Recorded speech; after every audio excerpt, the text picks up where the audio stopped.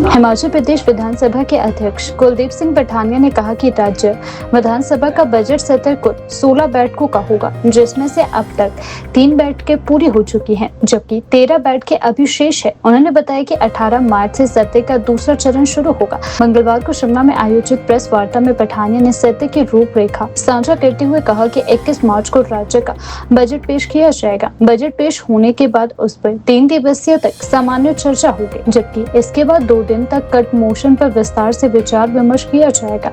उन्होंने जानकारी दी कि 30 मार्च को बजट पारित किया जाएगा और 31 मार्च को प्राइवेट मेंबर डे रखा गया है। स्पीकर ने बताया कि सत्र के दौरान राज्यपाल के अभिभाषण पर धन्यवाद प्रस्ताव भी लाया जाएगा, जिस पर चर्चा होगी।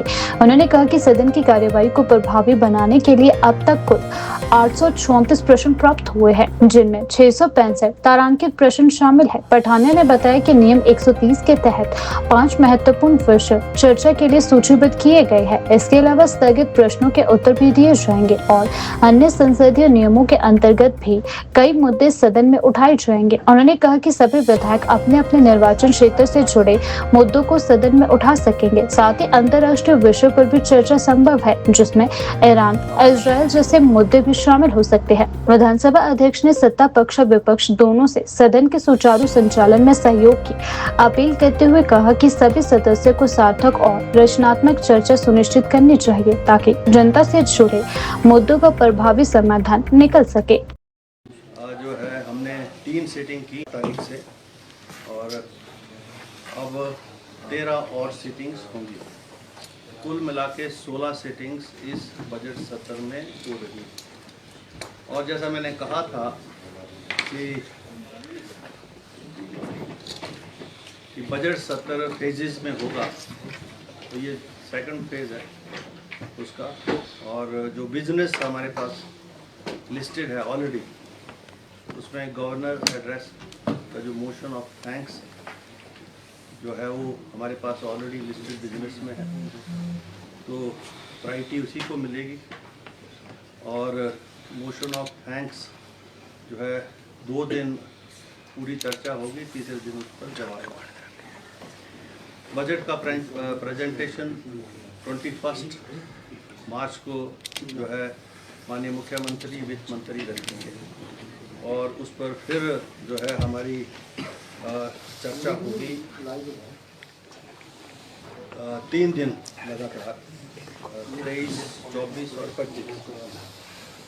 फिर 27, 28 और को जो है हमारी जो डिमांड्स होती हैं और उस पर जो कट मोशंस आते हैं तो, और उसके बाद फिर उसको किया।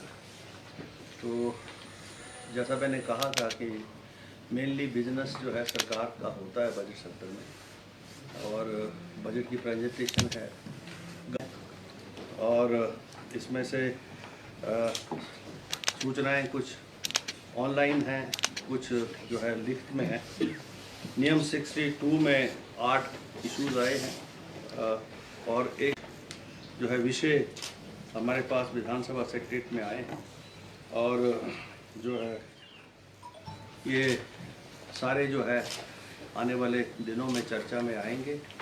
और जैसा मैंने कहा है कि इसके साथ साथ पोस्टपोन क्वेश्चंस और पोस्टपोन क्वेश्चंस के ऊपर रिप्लाईज सारी प्रायोरिटी के ऊपर हम लिस्ट करेंगे।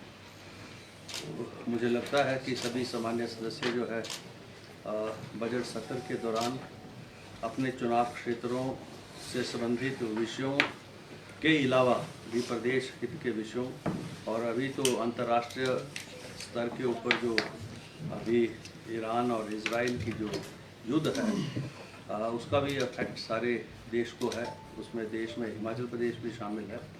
उन सब विषयों को लेकर विधानसभा में चर्चा होगी और हिमाचल प्रदेश की जनता के जनहित के विषयों के ऊपर सार्थक विचार विमर्श होगा, ऐसा मैं मानता हूँ। मेरा प्रयास रहा है कि सभी सामान्य सदस्यों को जो है पर्याप्त समय मिले अपनी बात रखने का, चाहे वो चुनाव क्षेत्र से संबंधित हो, चाहे प्रदेश से संबंधित हो, और मैं उसी ही प्रकार से विधानसभा का संचालन करूंगा।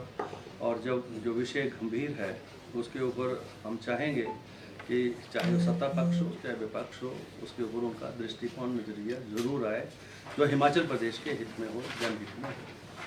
तो ये होगा सारा, और आप सबका बहुत बहुत आभार कि हमेशा की तरह जो भी विधानसभा में चर्चा होती है, चाहे हमारा इलेक्ट्रॉनिक्स मीडिया है, चाहे प्रिंट मीडिया है, उसके माध्यम से हिमाचल प्रदेश के जन जन तक जो है हिमाचल प्रदेश की विधानसभा की कार्रवाई जाती है, और आप सबका सहयोग मिलेगा और हम इसका संचालन करेंगे। आप सबका बहुत बहुत धन्यवाद। मेंबर से क्या अपील करेंगे सर, और क्या उम्मीद कर रहे हैं इस प्रोसीडिंग?